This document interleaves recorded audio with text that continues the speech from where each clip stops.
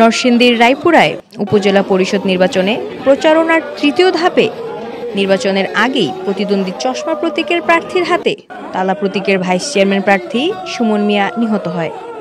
রায়পুরা উপজেলার চরাঞ্চলে পাহাড়তলিতে নির্বাচনী প্রচারের সময় দুপুরে এই ঘটনা ঘটে।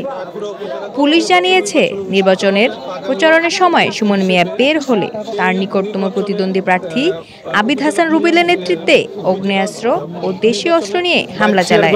পদপ্রার্থী ছিলেন সুমন মিয়া, মোহাম্মদ সুমন মিয়া। তিনি আজকে সন্ধ্যা আনুমানিক 6:10 দিকে মৃত্যুবরণ করেন।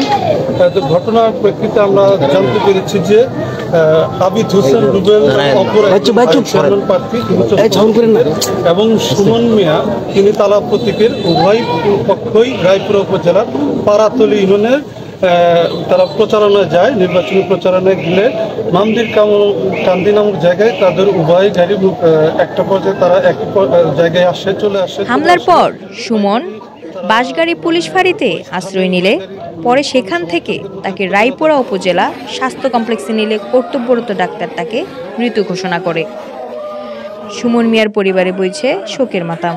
পরিস্থিতি নিয়ন্ত্রণে এলাকাগুলোতে অতিরিক্ত পুলিশ মোতায়েন সহ কঠোর নজরদারিতে রেখেছে পুলিশ প্রশাসন।